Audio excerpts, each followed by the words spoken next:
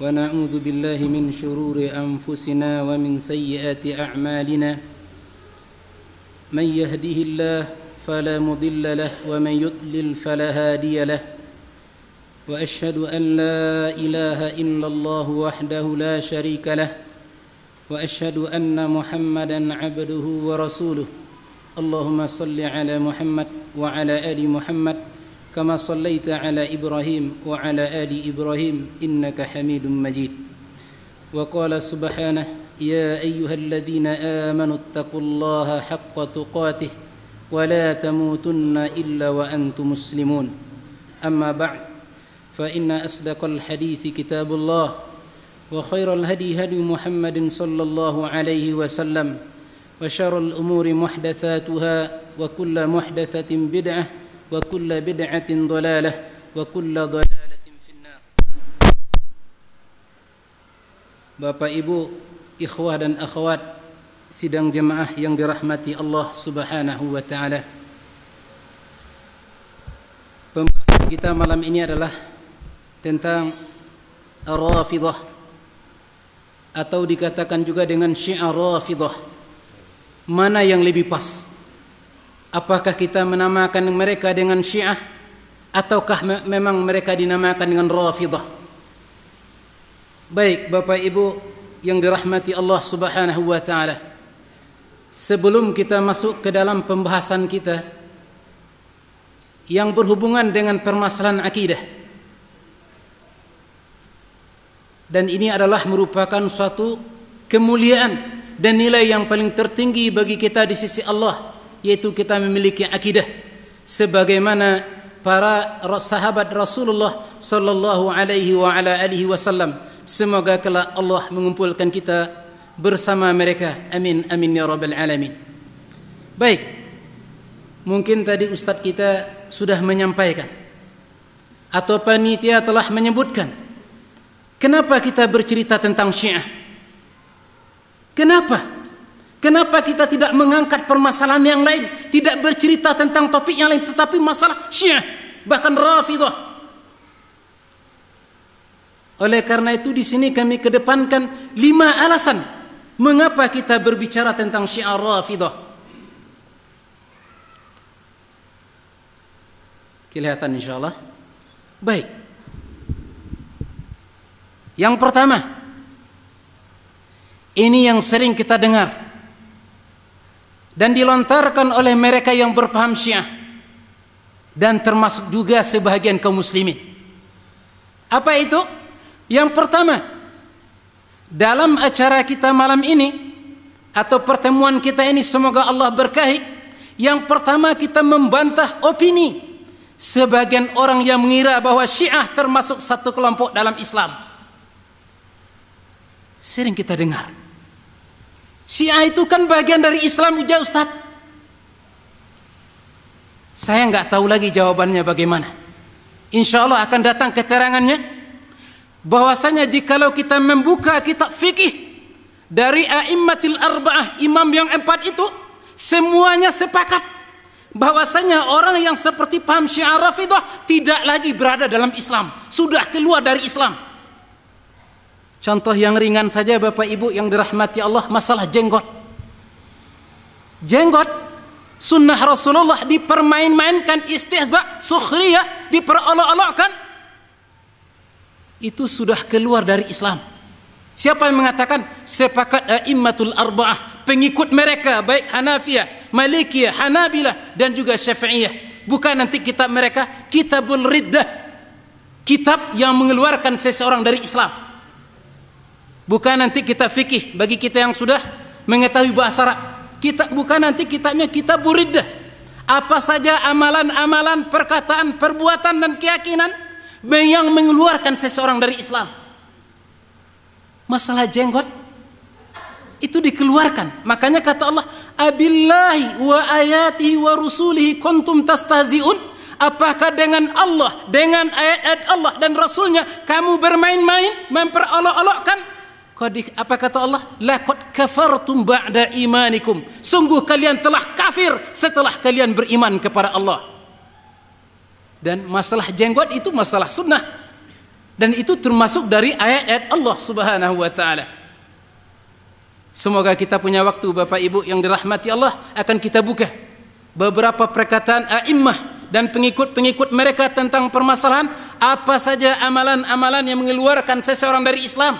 Masalah jenggot, bagaimana kalau sekiranya kita sudah mendengar permasalahan akidah Syiah Rafidah yang mereka mengatakan sebagaimana yang disebutkan ustaz kita dari kitab mereka asli. Apa kata mereka? Nahnu la najtami' ma'ahum, sebagaimana dikatakan oleh Nu'maniyah, kita tidak pernah bertemu dengan orang-orang Sunni tidak dalam masalah Rabb, ilah, Tuhan kita enggak sama, dan juga tidak Rasul, dan juga tidak dengan Al-Quran. Sekarang kita kepengen bertemu dan kerjasama apa dengan mereka. Itu yang pertama. Kita membantah opini sebagian orang yang mengira bahwa Syiah termasuk satu kelompok dalam Islam. Siapa yang mengatakan? Dalam masalah jenggot, masalah celana di atas mata kaki diperolok-olokkan. Coba nanti buka bagaimana perkataan a'immah. Apalagi mereka yang mengatakan, yang mencaci maki semua yang mengemban masalah amanah risalah seperti para sahabat, mereka kafirkan kecuali beberapa orang saja.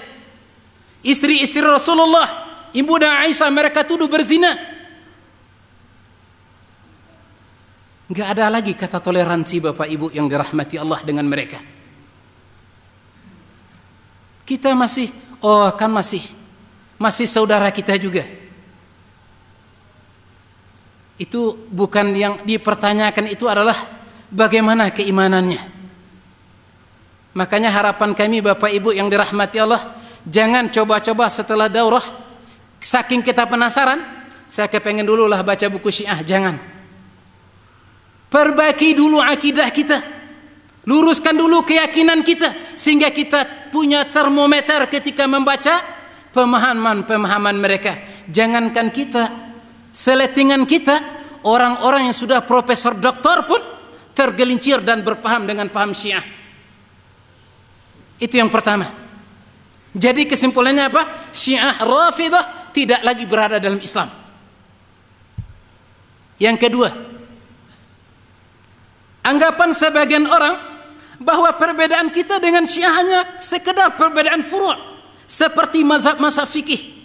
Ada mazhab Hambali, ada Maliki, ada Hanafi, ada Syafi'i, dan mereka Ja'fari. Kan perbedaan mazhab. La haula wala quwata illa billah. Masih dikatakan ini masalah furu', masalah fikih.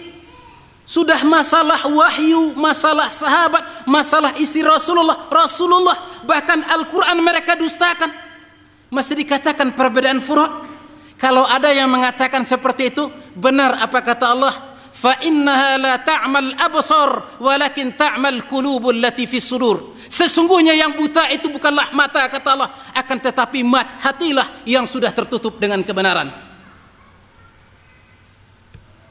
Yang ketiga, mengingat mereka lebih berbahaya dari Yahudi dan Nasara. Oh, kok bisa? Iya, seperti itulah. Kalau orang Yahudi dan orang Kristen, dakwah mereka, belang mereka, dasi mereka kelihatan dengan jelasnya. Ini orang Yahudi dan ini orang Nasara. Tapi kalau Syiah Rafidah, betul-betul luar biasa dakwahnya. Insya Allah nanti akan kita ceritakan di akhir lembaran ini bagaimana Syiah bisa masuk ke Indonesia. Dengan program yang sama, dia bisa masuk ke Bahrain sebelumnya. Dan juga seperti terjadi di Mesir. Dan juga di Syria. Kemudian juga di Libya. Dan terakhir sampai hari ini di Yaman. Dengan program yang sama. Dan itu sekarang yang mereka praktekkan di kota kita di Indonesia. Jadi bahaya mereka lebih berbahaya. Di hadapan kita, mereka mengaku seorang yang Muslim. Saya adalah orang Sunni. Namun di belakang kita, mereka tidak lagi akan tampak belangnya. Sebagai contoh Bapak Ibu yang dirahmati Allah, di Indonesia ya, dakwah mereka mungkin sembunyi-sembunyi. Nanti akan kita ceritakan. Tapi kalau di Timur Tengah, itu langsung dengan mata kepala kita saksikan bagaimana sholat mereka di Teheran, di Iran, di Irak, dan bagaimana mereka terang-terangan mencaci maki para sahabat. Memang di sini mereka nggak pernah terang-terangan. kecuali bersama kelompok mereka. Tapi kalau di sana, itu kita katakan, kalau masih ada yang mengatakan demikian, sesungguhnya bukan mata yang buta, hati itu yang mesti dipertanyakan. Itu lebih channel mereka, televisi mereka di Timur Tengah itu 50. Bayangkan, hampir setiap channel itu mencaci maki para sahabat, terang-terangan, menuduh ibunda berzina, kemudian Rasulullah disalahkan, wahyu juga disalahkan, malaikat Jibril juga disalahkan, dan semuanya disalahkan. Yang benar itu adalah mereka. Baik. Yang keempat, minimnya para mubaligh yang bercerita tentang kesesatan Syiah. Ini yang kita sedihkan Bapak Ibu yang dirahmati Allah. Kami secara terus terang ketika membahas masalah Syiah, enggak terbayang apa yang akan terjadi ke depan. Kalau bukanlah pertolongan Allah yang pertama sekali dan keyakinan kita kepada Allah, kita enggak akan bisa bayangkan apa yang akan terjadi di Indonesia setelah 10 tahun ke depan. Itu terlalu berlebih-lebihan Ustaz. Enggak berlebih-lebihan. Bahkan hari ini Bapak Ibu yang dirahmati Allah, itu di puncak itu mereka sudah melakukan latihan militer. Kita apa yang kita lakukan? Sudah mempersiapkan diri mereka. Kita enggak ada mempersiapkan diri. Bahkan di komplek Halim Perdana Kusuma, mereka mengadakan di sana acara mereka besar-besaran yang sudah ditentu, didukung oleh beberapa oknum militer. Berbahaya Bapak Ibu yang dirahmati Allah. Jadi minimnya para mubaligh. Sedih kita.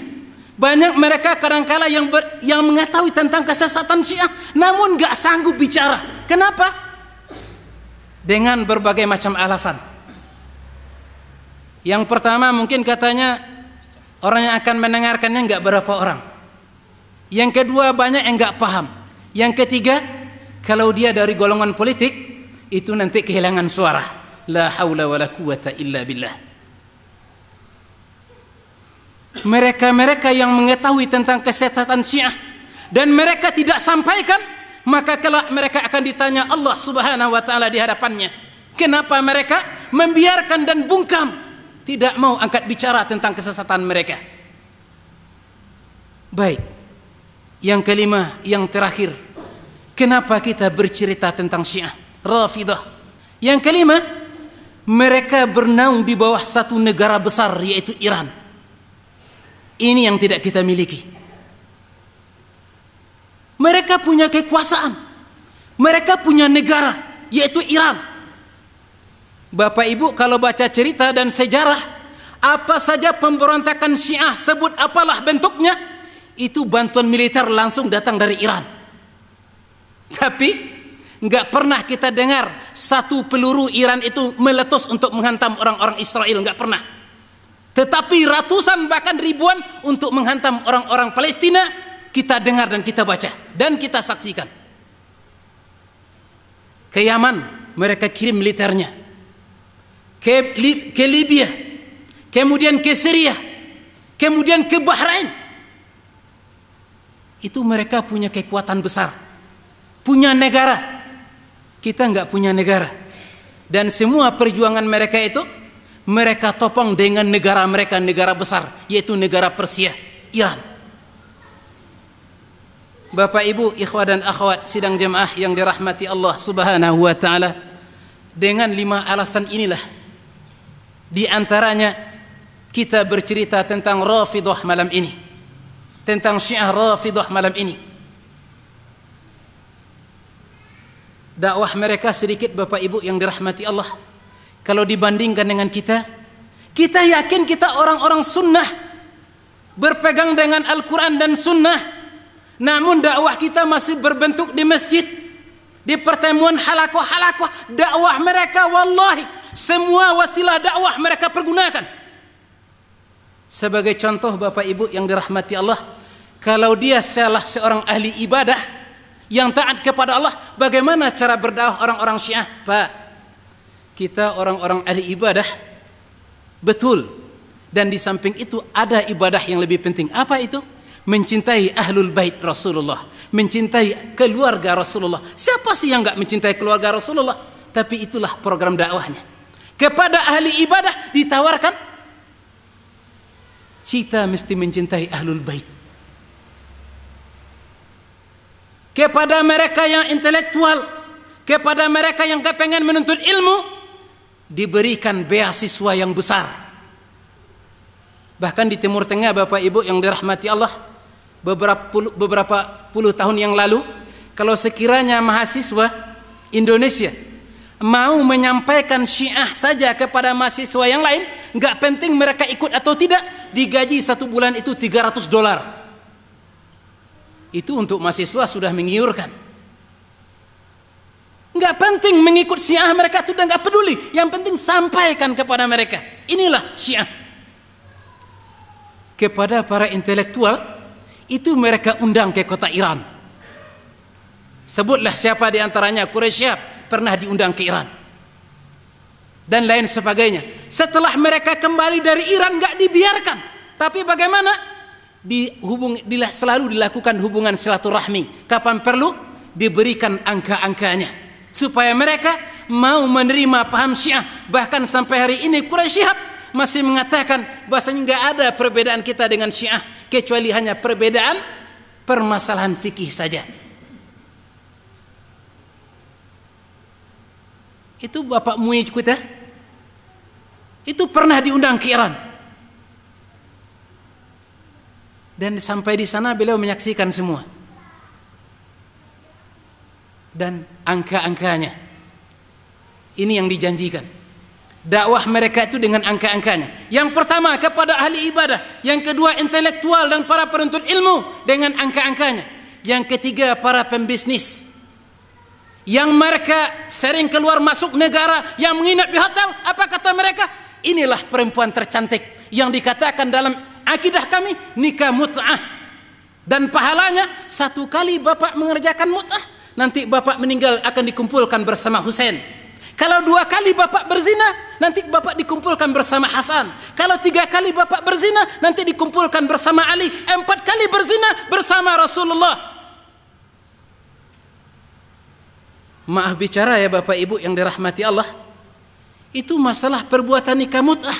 Kalau nggak ada keimanan itu cenderung, itu hawa nafsu, nggak ada yang melarang. Sekarang diembel-embeli dengan akidah. Ini akidah. Apa kata mereka? Kalau bukanlah karena Umar bin Khattab, maka nikah mut'ah tidak diharamkan. Yang disalahkan adalah Umar bin Khattab. Itu para pembisnis. Mereka tawarkan nikah mut'ah di hotel-hotel mereka dan lain sebagainya. Mungkin Ustadz kita sudah bercerita tentang bagaimana proses nikah mut'ah. Sebenarnya mereka sebut dengan bahasa yang lembut. Sebenarnya itu adalah perzinahan. Zina sebenarnya. Perbuatan zina. Itulah yang mereka katakan nikah mut'ah. Bapak Ibu serta ikhwah dan akhwat yang dirahmati Allah Subhanahu wa ta'ala, seperti itulah dakwah mereka. Nah, hari ini bagi para yang memperpanjang tangan para dakwah dan dai-nya orang-orang Syiah, itu mereka dikasih gaji. Sekalipun mereka nggak pernah mengaku, namun itu sudah ada jatah dari khumusnya. Mereka diberi gaji. Siapa yang nggak mau? Apalagi masalah dunia. Enak kan? Cuma menyampaikan pemahaman Syiah seperti ini, dapat nikah mut'ah. Dilakukan berpuluhan perempuan nggak masalah. Kemudian dapat gaji. Dunia semuanya. Itu yang mereka tawarkan Bapak Ibu yang dirahmati Allah. Jadi semua wasilah kepada fakir miskin mereka berikan bantuan-bantuan moral dan material. Seperti rumah sakit yang mereka dirikan, atau bantuan-bantuan buku dan lain sebagainya yang mereka sodorkan kepada para fakir miskin yang mereka tidak menyadari sebenarnya di belakang tersebut terselubung kemaksiatan dan akidah yang sesat. Itulah Rafidah. Sedikit Bapak Ibu yang dirahmati Allah, mungkin kita enggak semua yang paham atau cuma sekedar mendengar Syiah. Namun apakah Syiah? Apa itu Syiah? Dilihat dari beberapa kamus Arab dan juga ditinjau dari Al-Quran dan Sunnah serta tarikh dalam Islam, akan kita temukan kata-kata Syiah.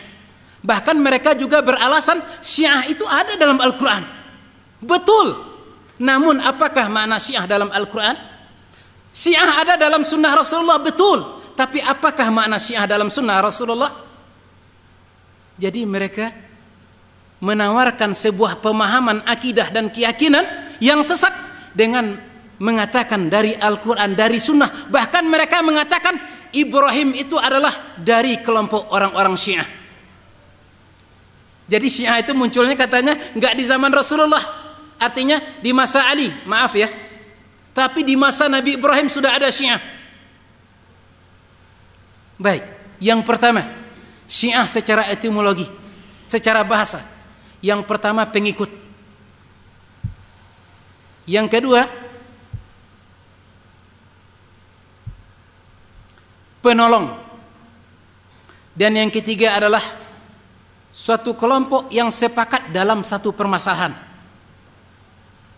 Yang pertama pengikut, yang kedua penolong, yang ketiga sepakat dalam satu permasalahan. Inilah yang dikatakan Syiah secara etimologi, secara bahasa. Baik, kita tinjau Syiah hari ini, Rafidah.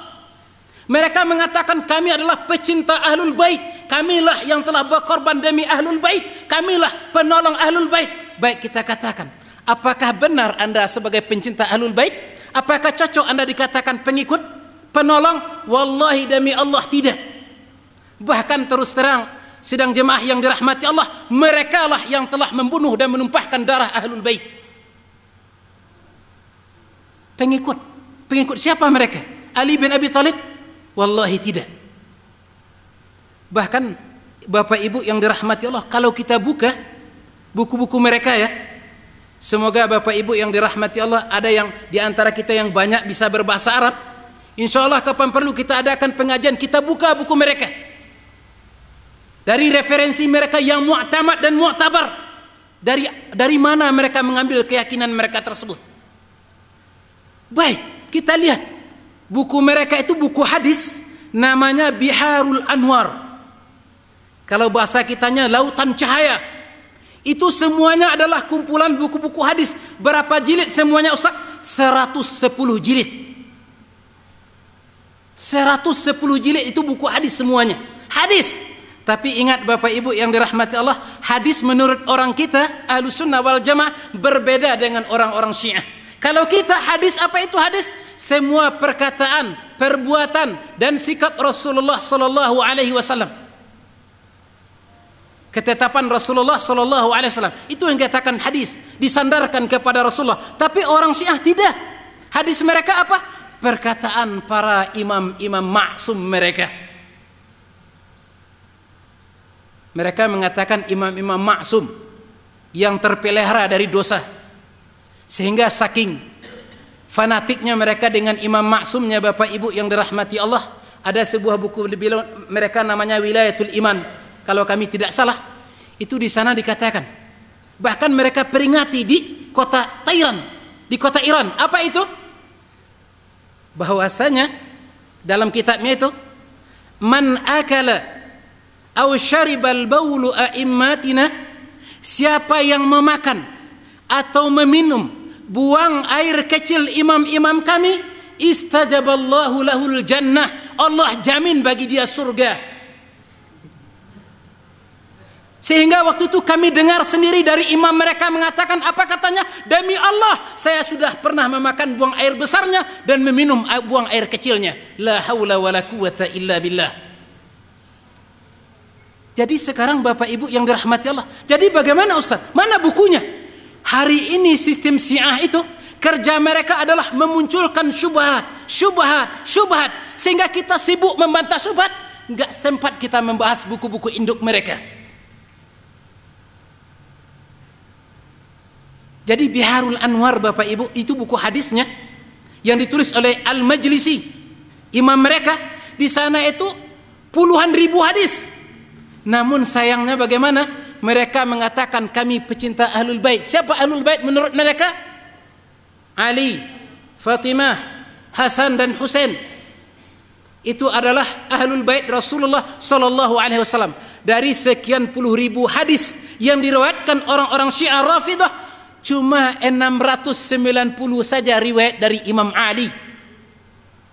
Sedangkan dari Sayyidah Fatimah tidak satu hadis pun mereka riwayatkan. Coba kita bayangkan. Itu puluhan ribu hadisnya terdapat dalam kitab Biharul Anwar. Mereka mengatakan kami pecinta ahlul bait Ali. Mana riwayat-riwayat Imam Ali? Mana akidahnya Imam Ali? Bagaimana adab-adabnya Imam Ali? Bagaimana sikap dan tingkah lakunya Imam Ali dalam masalah negara, dalam masalah mengatur rumah tangga, dalam kehidupan bermasyarakat?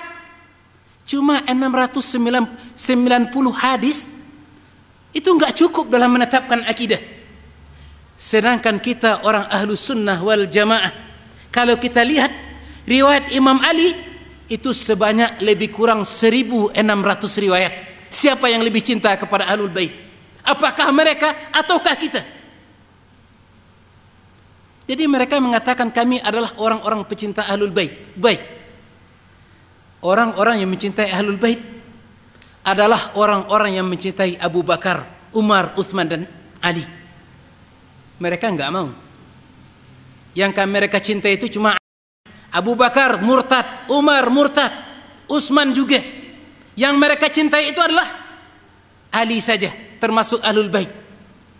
Di sini perbedaannya. Bahkan ketika Imam Ali berkhutbah di mimbar di kota Kufah, beliau mengatakan, apa kata beliau?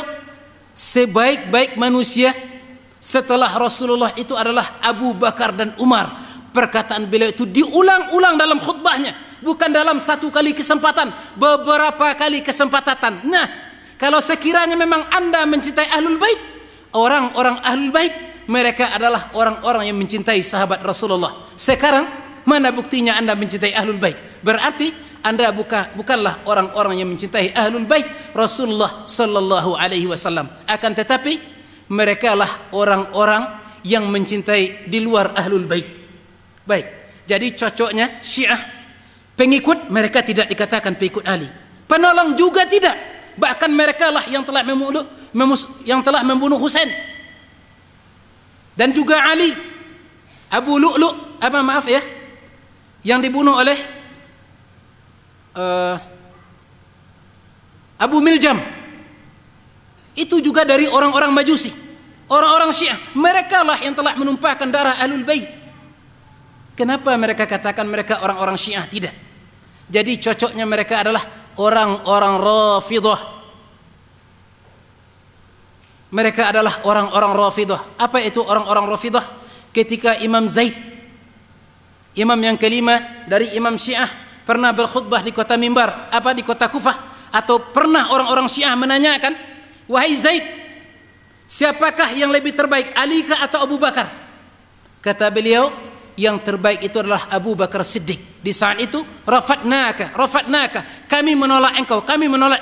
Yang diinginkan orang Syiah saat itu, kami adalah yang terbaik itu adalah Ali bin Abi Thalib. Oleh karena itu, saat itulah beliau mulai dan mereka digelari dengan orang-orang Rafidah, sebagaimana disebutkan oleh Syekhul Islam Ibnu Taimiyah rahimahullah. Baik.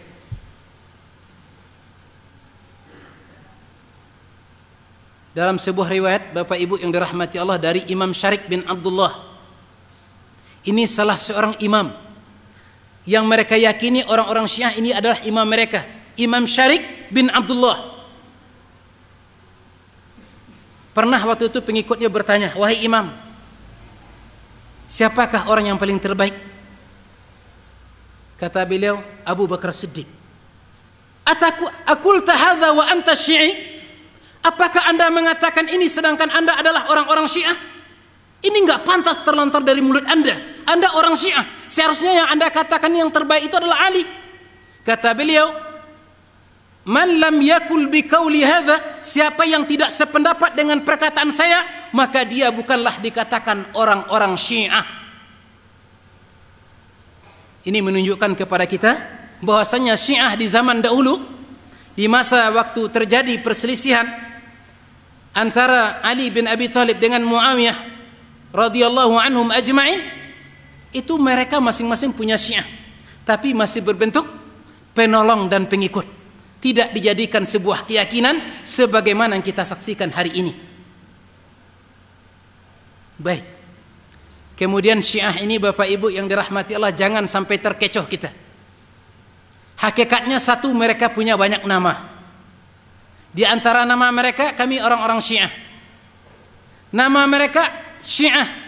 Kemudian mereka juga dikatakan Ja'fariyah. Kemudian mereka juga dinamakan Rafidah. Tapi nama-nama Rafidah ini, mereka nama yang paling terjelek kalau dinamakan mereka dengan Rafidah. Mereka enggak mau.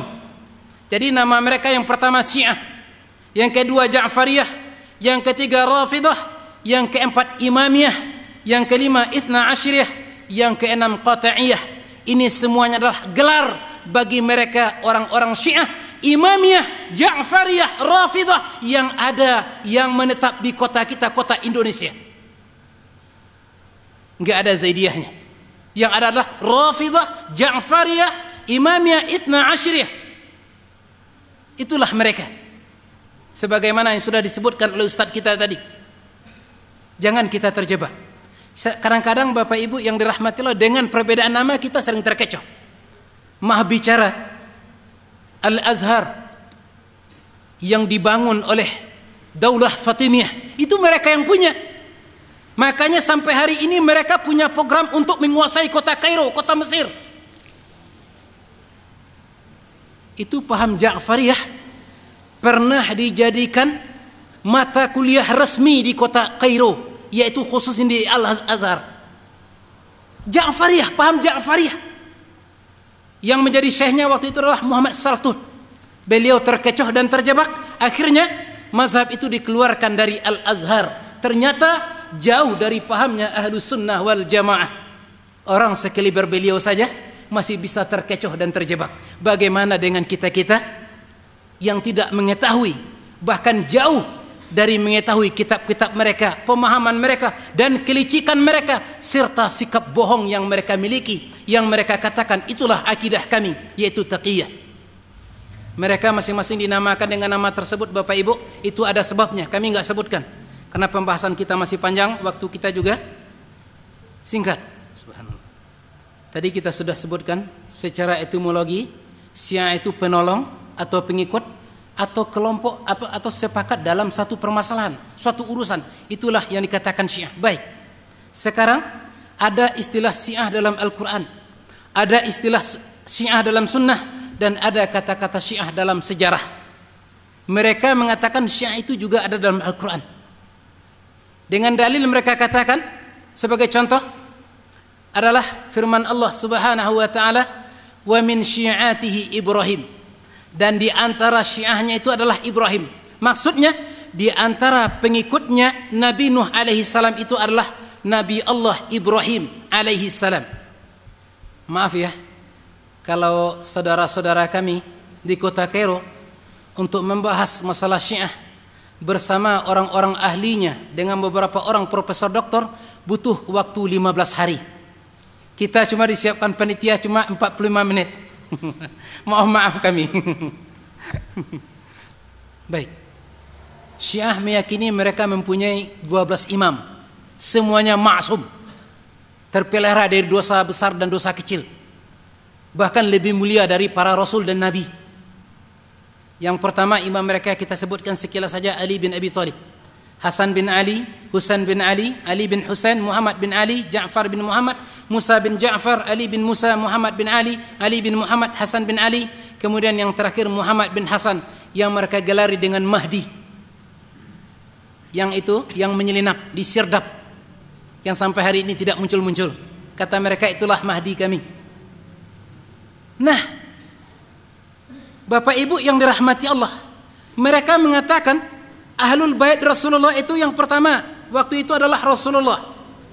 Kemudian di sana itu ada Ali, ada Fatimah, ada Hasan dan ada Husain. Yang keempat ini termasuk keluarga Rasulullah, Ahlul Bait betul. Dengan hadis yang sahih riwayatkan Imam Muslim. Sekarang kita tanyakan kepada mereka, Anda katakan Anda punya imam yang 12, dalilnya dari mana? Anda katakan ini adalah imam-imam kami, imam Ahlul Bait. Baik. Hasan bin Ali yang saudaranya Husain bin Ali juga punya anak. Kenapa Anda tidak ambil keturunan Hasan? Kenapa Anda fokuskan kepada keturunan Husain saja? Banyak kontradiksi dalam pemahaman mereka, Bapak Ibu yang dirahmati Allah. Kalau kita baca dan kita kumpulkan, lebih 1000 kontradiksi dalam kitab-kitab mereka. Baik, itu sekilas saja. Kita lanjutkan. Ini Bapak Ibu yang dirahmati Allah, sedikit ya. Sebenarnya ini tidak pantas kita sebutkan dalam masjid, tapi seperti inilah kami temukan dalam kitab-kitab pegangan mereka. Yang dikatakan ini adalah buku referensi mereka yang mu'tabar. Mereka mengatakan kami adalah pecinta Ahlul Bait. Namun coba kita lihat, ini sebahagian saja yang kami nukil akhlak mereka. Demi Allah, kalau sekiranya kami ikuti nukilan-nukilannya, tidak pantas materi ini kita bawa dalam masjid. Saking joroknya. Ini sebagai contoh saja. Apa kata mereka? Coba kita lihat. Yang pertama, Ali bin Abi Thalib. Yang kedua, kepada Umar dan pernikahannya dengan Ummu Kalthum, yaitu anak Ali radhiyallahu anhu. Apa kata mereka? Mereka orang-orang Syiah menyebutkan dari siapa? Dari jalan Ali bin Abi Thalib, dan Ali bin Abi Thalib terlepas dari perkataan demikian. Ini tuduhan yang mereka lontarkan kepada Imam Ali bin Abi Thalib. Apa kata mereka? Bahwasanya Ali bin Abi Thalib pernah tidur satu ranjang dan satu selimut dengan Ibunda Aisyah, sedangkan Nabi berada bersama mereka. Lalu Nabi berdiri untuk mengerjakan solat malam, sedangkan mereka dalam kondisi demikian. La haula wa la quwwata illa billah. Ma hadza illa buhtanun azim. Ini tidaklah ada kecuali merupakan kebohongan yang nyata. Dari mana? Kami nukil dari buku mereka Biharul Anwar, jilid ke-40 halaman kedua. Itu perkataan mereka. Mereka mengatakan kami mencintai Ahlul Bait. Ali, kalau memang kita mencintainya, nggak pantas kita mengatakan kata-kata demikian. Kalaupun sekiranya ada, ini taruh, ini nggak mungkin terjadi demi Allah. Tapi kalau seandainya, seumpamanya, sekiranya terjadi kita mencintainya, kita akan berusaha menutup-nutupinya.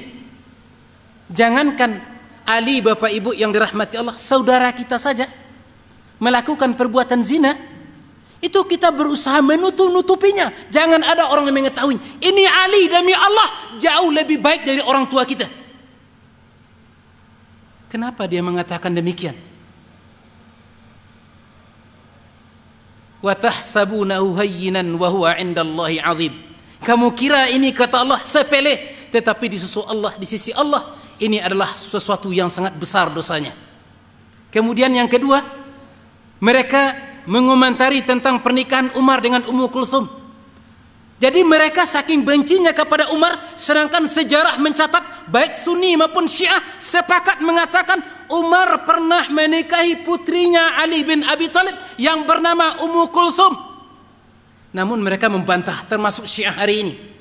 Kata mereka enggak ada, enggak mungkin. Bahkan riwayat lain mengatakan yang dinikahi Umar itu adalah jin perempuan. Kalau memang jin perempuan kok punya anak, menjelma dia jadi jin, itu bohong-bohongan. Baik, apa kata mereka?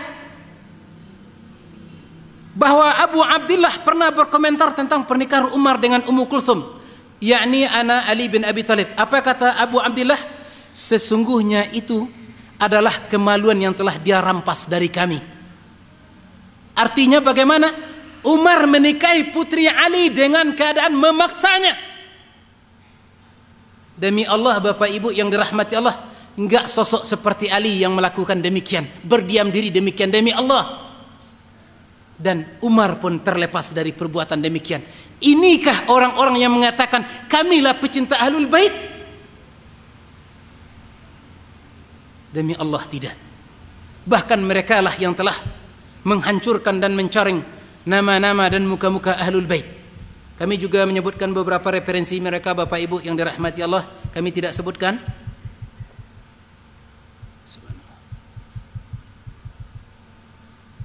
Hadis mereka juga, kitab-kitab akidah mereka juga. Baik, Bapak Ibu yang dirahmati Allah, tentang permasalahan Ahlul Bait kita lewatkan saja karena waktu kita masuk tentang perkembangan Syiah yang ada di Indonesia. Penyebaran Syiah di Indonesia.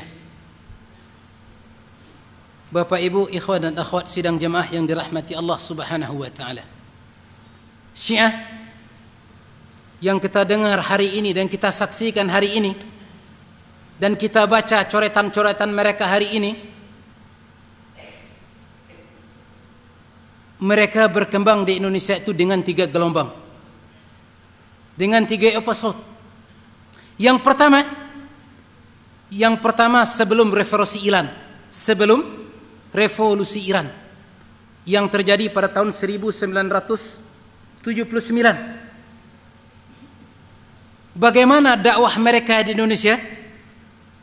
Itu dakwah mereka itu adalah eksklusif.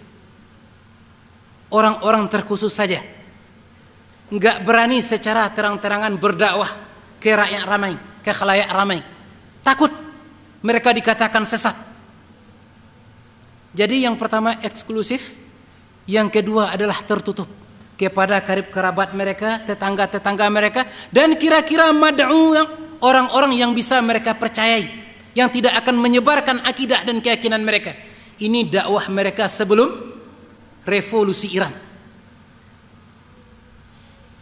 Tapi ingat Bapak Ibu yang dirahmati Allah, sekalipun dakwah mereka seperti itu, namun sudah ada orang-orang Indonesia yang bercongkol di sana, seperti Umar Syihab. Itu sudah ada di kota Iran sebelum revolusi. Jangan kira. Yang kedua setelah revolusi Iran, dakwah mereka bentuknya intelektual dan terbuka.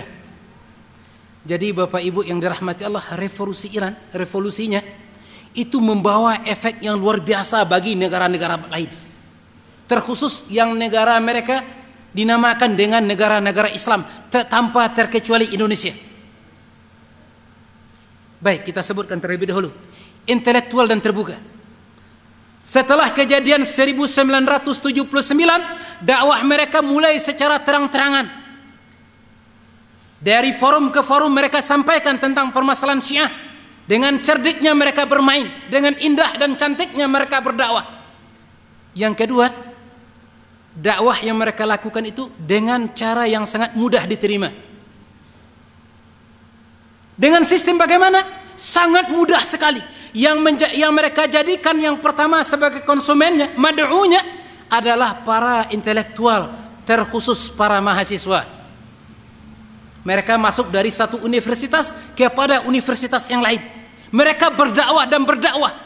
Kenapa dakwah mereka mudah diterima oleh para mahasiswa? Ada 3 alasannya. Yang pertama, faktor prinsip dalam menilai baik dan buruk itu ditentukan oleh akal. Mahasiswa, kalau kita ingat masa-masa kita mahasiswa itu adalah kepengen selalu mendapatkan yang baru dan yang baru. Sekalipun yang baru tersebut sudah keluar dari batas-batas syariat, yang mereka kedepankan di saat itu memilih inilah yang baik, inilah yang buruk. Yang mereka inginkan gak ada larangan dari agama. Yang mereka inginkan adalah secara nalar dan logika. Nah, ketika para pemuka Syiah datang ke Indonesia dengan dakwah-dakwahnya seperti Jalaluddin Rahmat, itu yang ditawarkan apa? Mereka tawarkan kepada mahasiswa. Apa itu? Prinsip dalam beragama, kata mereka, untuk menetapkan ini baik, ini buruk adalah dengan akal. Kalau sekiranya akal kita mengatakan ini baik, itu adalah baik. Tapi kalau sekiranya ini buruk, itu adalah buruk. Bagi mereka yang selalu berpegang dan berkonsep dengan akal, sangat termakan akidah dan keyakinan seperti ini. Ini satu sebab. Yang kedua, di antara dakwah mereka sikap menentang terhadap segala bentuk kelaliman. Jadi sikapnya orang-orang Syiah akan kita ceritakan insyaallah Bapak Ibu yang dirahmati Allah. Mudah-mudahan moderator kita masih mengasih waktu. Sikap menentang terhadap segala bentuk kelaliman. Jadi dakwah mereka kepada mahasiswa, apa kata mereka? Tuh, presiden itu zalim. Itu wakil rakyat di sana itu adalah pelaku kezaliman, diktator. Kita mesti demonstrasi. Ini adalah sikap mereka. Sebagai mereka mana yang mereka lakukan revolusi Iran. Bahkan Buya kita, Buya Hamka, menyebutkan dalam buku kita ini sejarah beliau, ketika beliau menginap di sebuah hotel di Iran, datang 4 orang pemuda Iran waktu itu setelah terjadi revolusi. Apa katanya? Pak, mari nanti kami akan datang ke Indonesia untuk mengajarkan kepada Bapak, kepada rakyat Indonesia bagaimana melakukan revolusi. Apa jawabannya Buya Hamka? Tolong baca di buku ini. Bukunya jangan dibawa tidur ya Bapak Ibu, tolong dibaca. Jadi itu.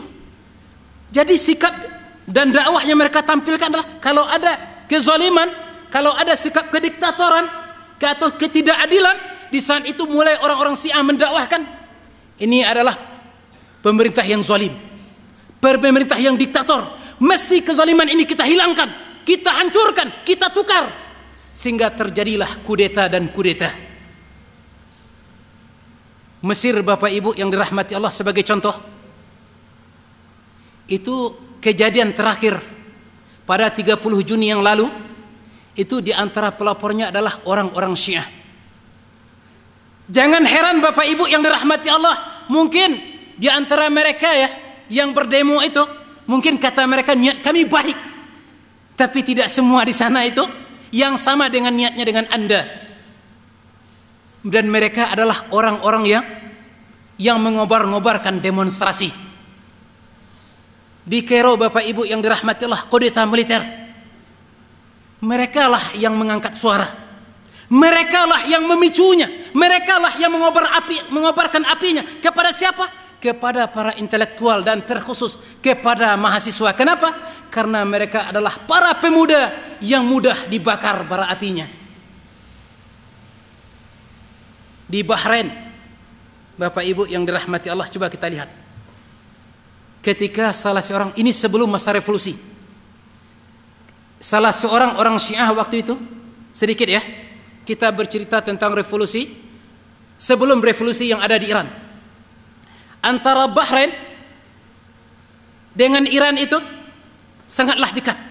Bahkan banyak orang-orang Iran yang berhijrah yang imigran ke kota Bahrain. Banyak mereka melakukan imigran ke kota Bahrain. Bagi mereka yang sudah mendapatkan visa izin bermukim di sana. Tapi kalau tidak, ada yang melakukan lewat perdagangan. Mereka keluar masuk sampai mendapatkan izin masuk di kota Bahrain. Ini bentuk langkah pertama mereka Bapak Ibu. Sampai nanti mereka mendapatkan kuku di kota Bahrain, mereka membangun perkampungan Syiah. Dan itulah yang terjadi di kota kita Indonesia. Bagaimana kita mendengar hari ini kotanya dan perkampungan orang Habib. Sebenarnya mereka adalah orang-orang Rafidah. Sekalipun mereka tidak semuanya ya. Tapi inilah awalnya. Dan di kota Kairo, ketika Muhammad Mursi akan menjadi presiden, salah seorang syekh dari murid Syekh Albani, yaitu Abu Ishaq Al-Huwaini, pernah waktu itu menelpon Muhammad Mursi secara langsung. Ada 3 pertanyaan dan sikap yang beliau tanyakan. Yang pertama, Anda, wahai Mursi, Muhammad Mursi, adalah anak didik dari orang Ikhwan Muslimin. Dan bagaimana sikap Anda setelah Anda menjadi presiden? Apakah Anda akan menganaktirikan kelompok yang lain atau bagaimana? Itu yang pertama. Yang kedua, pertanyaannya waktu itu, bagaimana sikap Anda dengan orang-orang Syiah? Kata Muhammad Mursi waktu itu, saya tidak akan memberikan sejengkal pun izin untuk orang-orang Syiah Rafidah untuk masuk ke kota Kairo.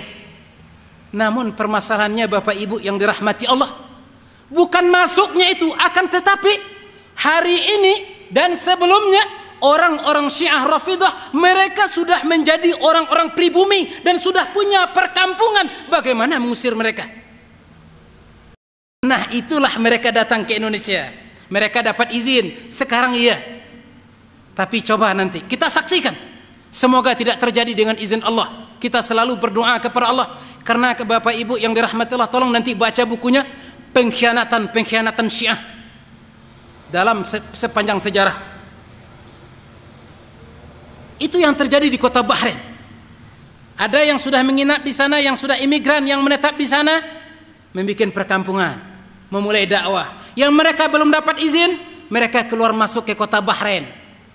Dan waktu itu pada tahun 1969, 10 tahun sebelum terjadinya revolusi Iran, salah seorang orang Iran waktu itu yang bernama Muhammad Al-Madrisi. Beliau waktu itu menuju kota Bahrain sebagai orang-orang yang pembisnis atau berkunjung ke kota Bahrain. Sampai di sana, beliau sudah disambut oleh tamunya yang satu paham, satu akidah. Dan dari tamu tersebutlah beliau kenal dengan salah seorang pemegang ekonomi di kota Bahrain. Setelah itu, beliau bisa bertemu dengan Raja Bahrain. Dan beliau menawarkan bukunya waktu itu, sebuah buku kesimpulan dan keringkasan dari Nahjul Balaghah yang mereka miliki. Apa isinya? Bagaimana siasat politik dalam bagaimana siasat militer dalam Islam.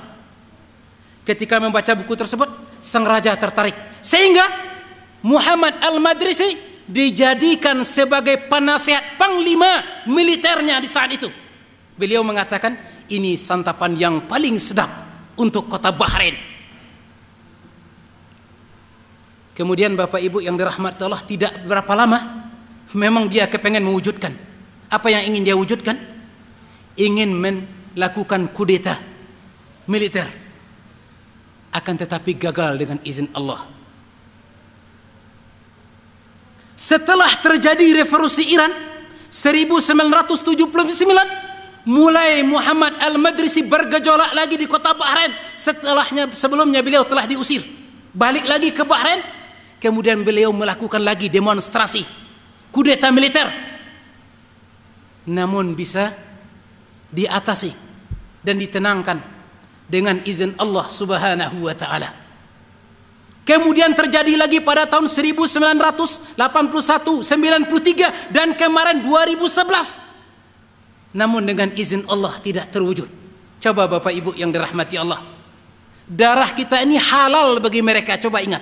Darah kita orang-orang Sunni ini halal bagi mereka, bahkan darah orang-orang Yahudi dan Kristen lebih terhormat bagi mereka ketimbang darah kita sebagai orang-orang Sunni. Baik, Bapak Ibu yang dirahmati Allah, ada sebuah nukilan ya dari perkataan imam mereka. Ini yang pernah dikatakan oleh Khomeini. Baik, apa kata Imam Khomeini dalam buku beliau Al-Hukumatul Islamiyah? Coba kita dengarkan. Tidak ada jalan bagi kita kecuali berupaya untuk merobohkan sistem tatanan yang rusak dan merusak ini. Kita hancurkan golongan-golongan pengkhianat dan pelaku-pelaku kelaliman dari para penguasa negeri. Jadi mereka memang orang-orang yang selalu melakukan demonstrasi, yang kepengen kudeta militer. Ini adalah program mereka dan sudah menjadi akidah mereka. Tapi hari ini kalau kita melakukan atau menyerang mereka, mereka akan mengatakan kami adalah orang-orang yang tersiksa, kami adalah orang-orang yang terzalimi. Itulah konsep mereka dari dahulu sampai hari ini. Ketika kita katakan, kenapa Anda menganut agama Syiah? Kata mereka, Husain itu adalah orang yang terzalimi. Keluarga Husain adalah keluarga bait yang terzalimi. Hari ini kalau mereka yang menghina kaum muslimin kita balik menyerang, kemudian terjadi perselisihan, pertumpahan darah, kata mereka, kami adalah orang-orang yang tertindas. Itu untuk menyelamatkan diri. Tapi kalau mereka sudah punya kuku, ini kata mereka, kita hancurkan golongan-golongan pengkhianat dan pelaku-pelaku kelaliman dari para penguasa negeri. Hal ini adalah wajib. Coba kita bayangkan. Dibebankan kepada kaum muslimin seluruhnya dimanapun mereka berada, demi menciptakan revolusi politik Islam yang memperoleh kemenangan dan pertolongan. Siapa yang mengatakan? Al-Khomeini. Kemudian berkata Muhammad Al-Madrisi yang kita sebutkan tadi, apa kata beliau? Sesungguhnya revolusi pemberontakan adalah sebuah perjalanan yang susah dan buruk, karena orang yang bersedia memimpinnya dan berangkat di atas kendaraannya hanyalah menginginkan terjadinya perubahan dan kudeta besar-besaran. Sepakat mereka semua, revolusi pemberontakan itu adalah wajib bagi siapa saja yang paham Syiah dan dimanapun mereka berada. Dan itu yang kita saksikan. Bahrain sebagai contoh, Libya, Syria, Damaj hari ini, itu mereka kupung dari segala penjuru. Insya Allah akan kita lihatkan petanya. Bapak Ibu, ikhwah dan akhwat yang dirahmati Allah, Jadi permasalahan kita adalah permasalahan yang menentukan. Permasalahan akidah. Jangan kira Bapak Ibu yang dirahmati Allah, hari ini kita masih bisa makan, masih bisa minum dengan pemahaman kita, pemahaman akidah Ahlussunnah wal Jamaah. Tapi kalau sudah mereka yang berkuasa, dan hampir di setiap ya caleg-caleg itu sudah ada mereka. Target mereka adalah kekuasaan. Kalau mereka yang sudah pegang Bapak Ibu yang dirahmati Allah, lihatlah contohnya. Sampai hari ini, belum lagi di masa Abbasiyah yang dihancurkan, mereka yang menghancurkannya. Masuknya Tartar waktu itu ke Baghdad disebabkan mereka. Jatuhnya Palestina disebabkan mereka. Kenapa? Mereka minta pertolongan kepada orang-orang di luar Islam.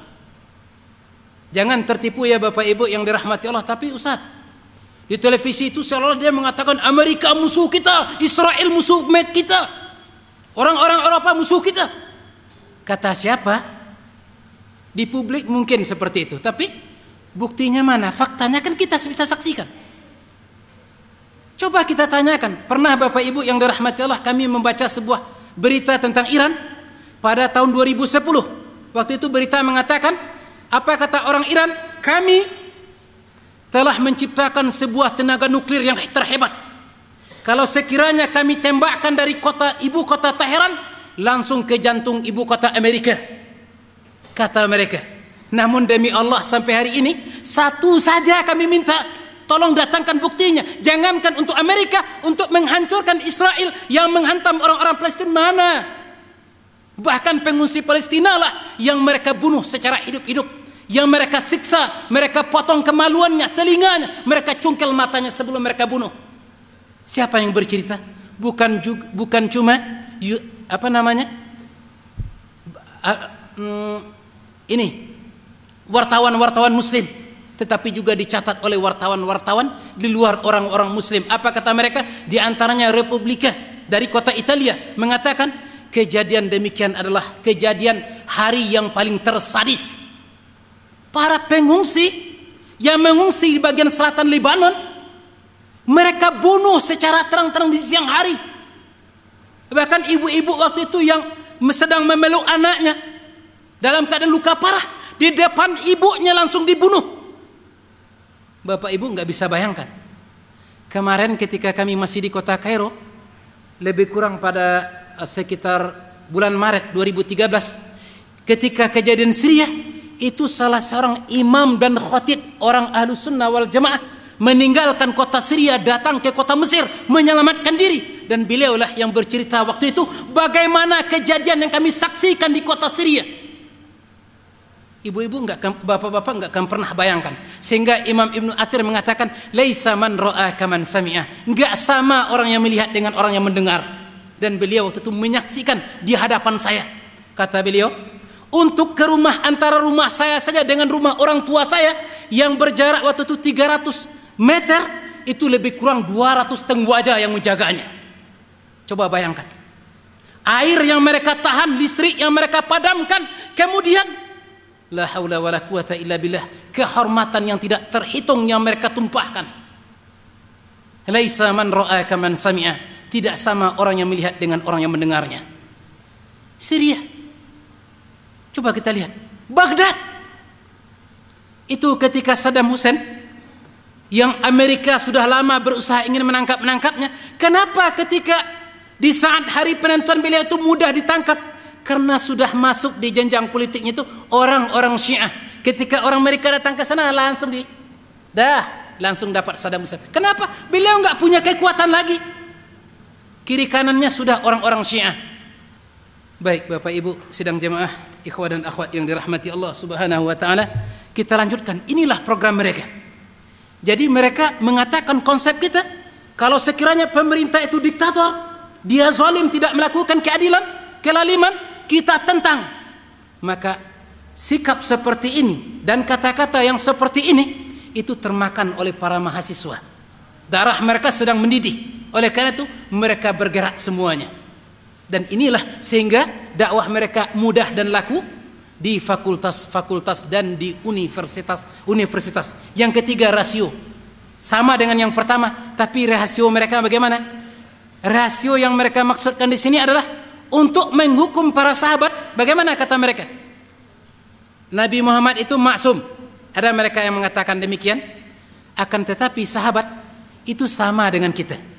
Mereka berdosa seperti kita, dan bisa jadi mereka tersalah seperti kita, dan bisa jadi mereka berbohong seperti kita. Oleh karena itu, rasional mereka pergunakan untuk menimbang kehidupan para sahabat radhiyallahu anhum.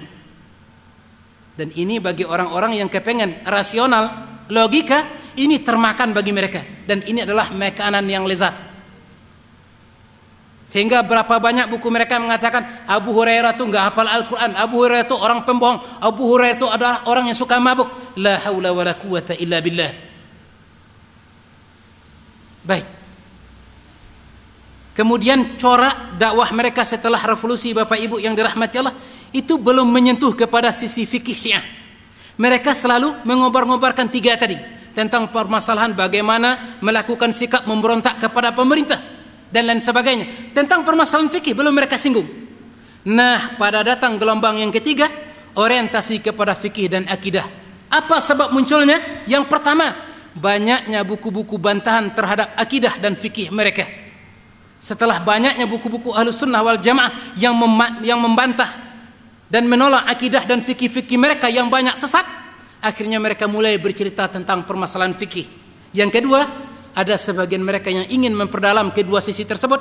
Yang ketiga, banyaknya alumni KUM dari Iran yang sudah kembali ke kota Indonesia.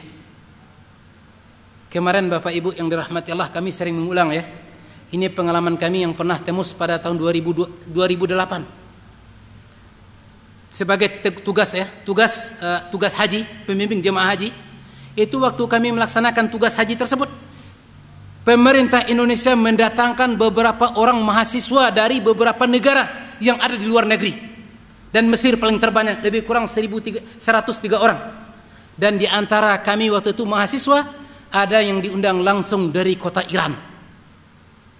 Namanya siapa? Hussein. Kemudian terjadilah dialog.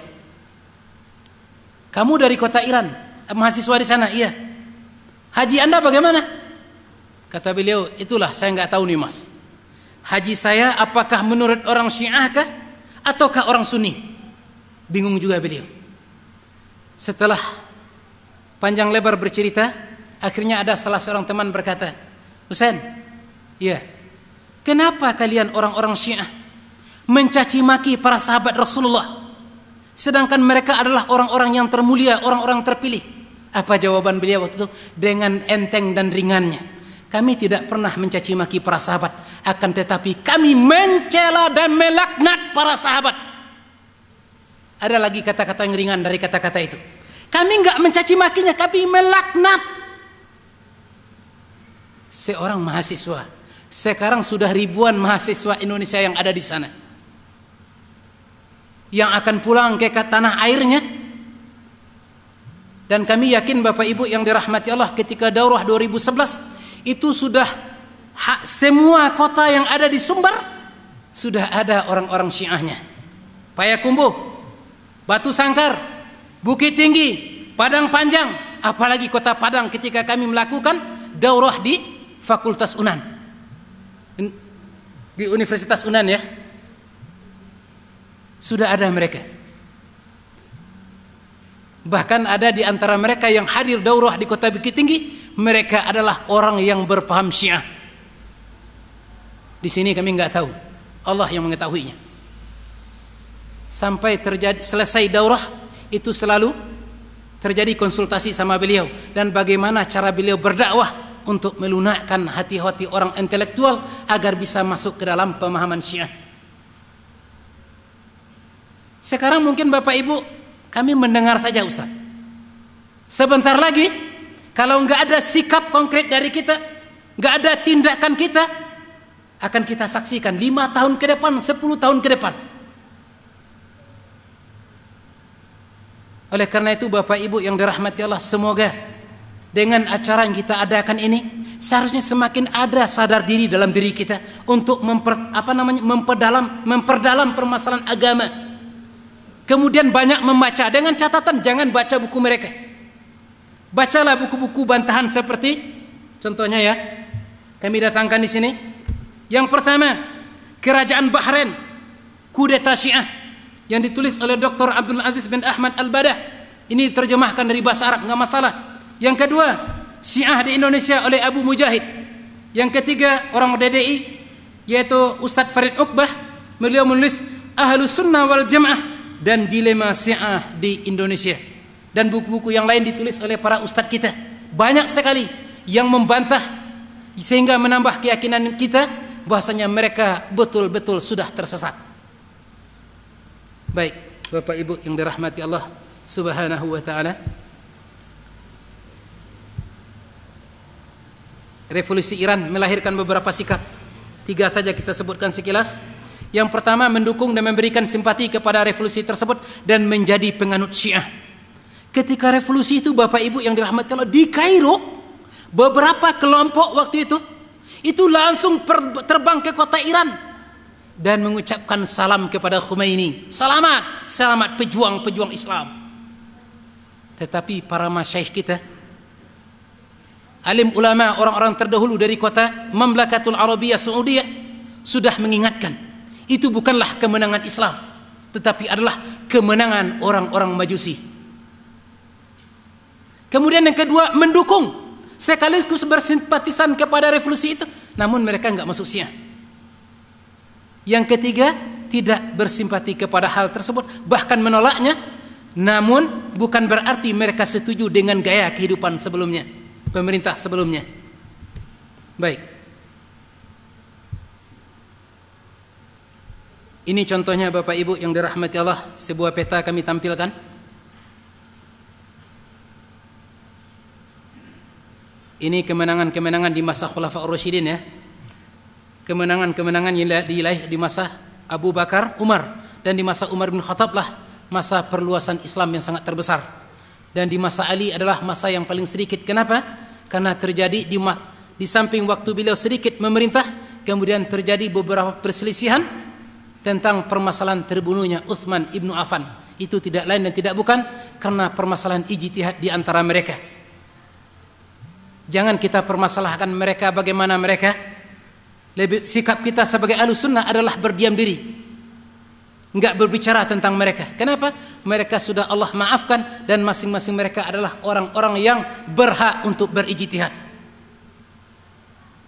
Pernah Bapak Ibu yang dirahmati Allah, sebagai contoh, pernah waktu itu salah seorang imam ditanya, wahai imam, kami lupa namanya, apakah Imam Abu Hasan Basri, apakah beliau waktu itu yang ditanya itu adalah Yahya bin Sa'id Al-Qattan atau yang lain? Yang jelas pertanyaan seperti ini, wahai imam, manakah yang lebih baik, Umar bin Abdul Aziz kah ataukah Muawiyah? Dan Muawiyah itu adalah musuhnya orang-orang Rafidhah yang paling mereka benci sekali di antara sekian banyak khalifah yang mereka benci. Jadi waktu itu ditanya, wahai imam, siapakah yang lebih terbaik, Muawiyah kah ataukah Umar bin Abdul Aziz? Apa kata imam waktu itu tuh? Demi Allah, debu yang melengket di hidung Muawiyah berperang bersama Rasulullah jauh lebih baik dari Umar bin Abdul Aziz beserta dengan ibadah-ibadahnya. Debu yang melengket di hidung Muawiyah perang bersama Rasulullah itu jauh lebih baik dari kehidupan Umar bin Abdul Aziz. Sebagaimana yang sudah disebutkan oleh ustadz kita. Bahkan Imam Ahmad mengatakan, bahkan Imam Nawawi mengatakan, apa kata beliau? Lahzah, sekilas saja melihat Rasulullah itu khairum minad dunya wa ma fiha, lebih baik dari dunia serta isinya. Seketika saja melihat wajah Rasulullah, kata Imam Ahmad, lebih baik dari dunia serta isinya. Bagaimana kalau sekiranya mereka yang hidup bersama Rasulullah, duduk bersama Rasulullah, bersendugura bersama Rasulullah, berperang bersama Rasulullah, radhiyallahu anhum wa radu'an, Allah ridha kepada mereka dan mereka pun ridha kepada Allah. Semua mereka yang berjumlah lebih kurang 114.000 orang sahabat Rasulullah, semuanya Allah jamin masuk surga dengan nas Al-Quranul Karim. Baik, Ini peta damaj Bapak Ibu yang dirahmati Allah. Mungkin nggak kelihatan ya? Nggak kelihatan. Ini. Itu kota Damat yang berada di tengah-tengahnya. Itu ini ya. Nggak kelihatan tunjuk kami ya. Itu yang garis merah. Itu yang mereka kepung oleh orang-orang Syiah. Dan ingat Bapak Ibu yang dirahmati Allah. Dan mereka di sana Bapak Ibu yang dirahmati Allah Subhanahu wa taala, ada yang mengatakan banyak orang-orang Zaidiyahnya. Catatan Bapak Ibu yang dirahmati Allah, Imam Syaukani yang beliau dikatakan termasuk di antara Syiah Zaidiyah, ada yang mengatakannya, dan yang membunuh murid beliau itu adalah orang-orang Syiah Zaidiyah. Sehingga Imam Abu Zahrah, salah seorang orang Mesir, mengatakan sekalipun Zaidiyah secara konsep ada, namun untuk sosok mereka hari ini jarang ditemukan. Kenapa? Karena akidah mereka, prinsip mereka sudah banyak dipengaruhi oleh paham-paham orang-orang Syiah Rafidah, Imamiyah, Ja'fariyah, Ithna Ashriyah, Qata'iyah. Subhanakallahumma bihamdik, asyhadu an la ilaha anta astaghfiruka wa atubu ilaik. Itu saja Bapak Ibu yang dirahmati Allah tentang pertemuan kita malam ini. Semoga bisa mendapat gambaran bagi kita, dan ada bentuk, ada yang lahir sifat positif dalam diri kita dengan mendengarkan dan pemaparan ini.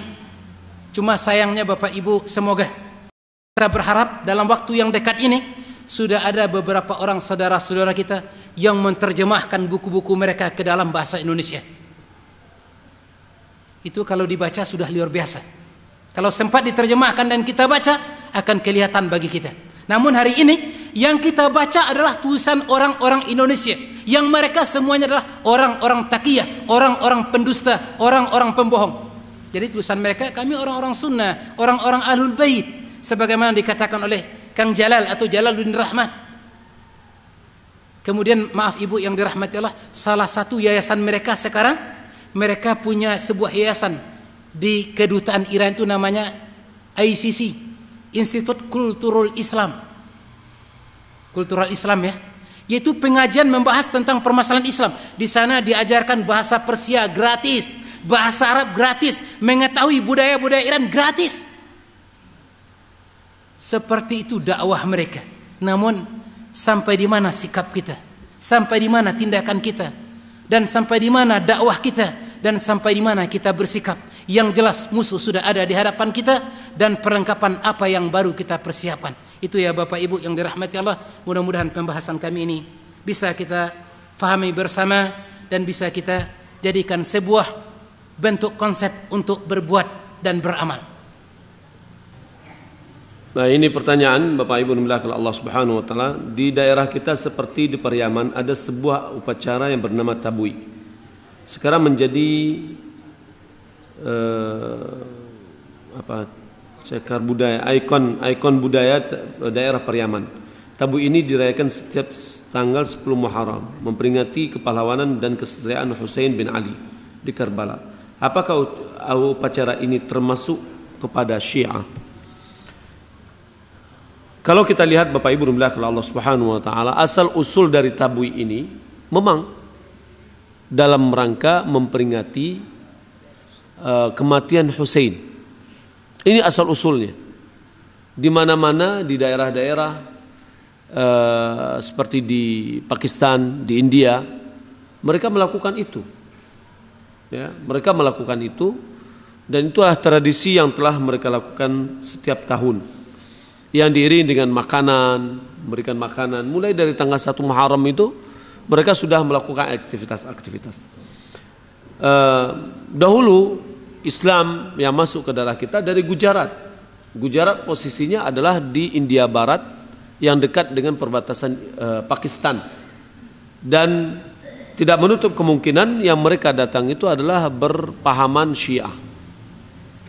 Namun kalau kita lihat sekarang di Pariaman, kalau kita tanya langsung kepada orang yang ikut dalam acara itu, mereka tidak tahu menahu apa ini asalnya. Mereka sudah dapatkan dari nenek moyang mereka kekuatan atau perbuatan tersebut. Namun sekarang ini kita lihat orang Iran membonceng untuk supaya masuk, dia masuk dengan kultural itu.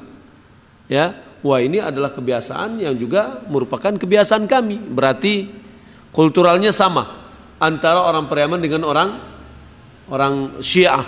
Nah, disinilah dia akan masuk kembali. Ya, dan ini perlu kita waspadai. Wallahu a'lam. Bagaimana hukum ikut serta dalam memilih pada pemilu nanti, Ustaz? Karena banyak partai Islam yang telah disusupi oleh paham Syiah. Masalah mengikuti pemilu, pertama, demokrasi tidak sama dengan syura. Demokrasi bukan dari Islam. Beralih dari syariat Islam, kalau seandainya satu negara dia memakai sistem syariat Islam, lalu dia pindah kepada demokrasi, ini adalah satu hal yang diharamkan. Ya, karena dia berpindah dari syariat kepada tidak syariat. Lalu bagaimana dengan kita yang berada di daerah yang tidak pernah melakukan kecuali sistem demokrasi? Terjadi perbedaan pandang ulama dalam masalah ini. Syekh Muqbil rahimallahu taala dengan yang lainnya mengambil sikap pendapat haram untuk mengikuti pemilu. Ya. Sementara dari fatwa ulama yang lain seperti Syekh bin Baz, Syekh Ibnu Utsaimin, Syekh Albani rahimahullah ta'ala, dan masyayikh-masyayikh yang lain, mereka melihat dari sisi kemaslahatan. Mana yang lebih besar maslahat dari mafsadah jika kita mengikuti atau tidak kita mengikuti. Jika kita tidak mengikuti, kata Syekh Albani, hal yuakhir aw yuqaddim? Apakah dia bisa berfungsi misalkan kita tidak ikut. Apakah misalkan golputnya 60%, kemudian yang memilih ada 40%, hasil pilihan itu langsung gagal? Ya. Kalau tidak gagal, diberlakukan dan disahkan yang 40%, berarti ya keikutsertaan kita atau tidak keikutsertaan serta itu mempunyai pengaruh. Ya. Syekh Albani mengatakan kalau seandainya dari sisi kedua-duanya mudarat, mana mudaratnya yang paling ringan, ya, maka Syekh Albani memandang kalau seandainya ada mudaratnya lebih ringan dan kita melihat calon-calon ada yang lebih dekat kepada sunnah, memperjuangkan agama Islam, maka memilihnya lebih baik daripada tidak. Ya, ini gambaran dari perbedaan ulama di dalam menyikapi pemilu. Maka itu dikembalikan kepada masing-masing kita. Yang tidak mau silahkan, yang mau dengan dipandang dari pandangan masyayikh silahkan, ya. Tapi yang terpenting adalah jangan satu sama lain kita berpecah. Gara-gara ini dan ini adalah mahallu ijtihad. Ini adalah posisi di ijtihad. Dan dalam masalah ini jangan kita menjadi pecah. Masa kita dalam pengajian saling gontok-gontokan, apalagi dalam Facebook. Ya, maka ini adalah suatu hal yang tidak baik dalam sikap. Kalau seandainya kita adalah pendapat kita berbeda dengan pendapat orang lain, saling kita menghormati. Dia berpendapat dengan pendapat dia dan kita berpendapat dengan pendapat kita, namun hubungan kita adalah dengan baik. Wallahu a'lam. Apakah Syiah itu bisa disamakan dengan kafir? Ya, tadi telah diterangkan oleh Ustadz lebih jelas tadi oleh Ustadz Muhammad Afrizal bahwa Syiah Rafidah, dan sekarang mereka tidak namakan Syiah Rafidah lagi, Syiah. Ya, Bapak Ibu dimulakan Allah Subhanahu wa taala. Tadi kita sudah dengar dan lihat langsung orang yang mengatakan Ali itu Tuhannya, kafir atau tidak? Sudah kafir. Ya. Orang yang selalu minta tolong kepada selain Allah, kepada Husain, ya Husain, ya Abu Abdullah dan seterusnya, kafir atau tidak kafir? Kafir. Berbeda ketika kita menghukum individu A, B, C. Ketika kita menghukum individu orang tertentu, ini perlu iqamatul hujjah. Akan tapi kalau kita menghukum secara umum, kita sudah bisa melihatnya bahwa orang yang berkeyakinan seperti ini dia jatuh kepada kafir. Bagaimana cara Syiah masuk ke Indonesia sudah diterangkan tadi, dan bagaimana menanggulanginya Pertama, kita tanggulangi dengan berilmu.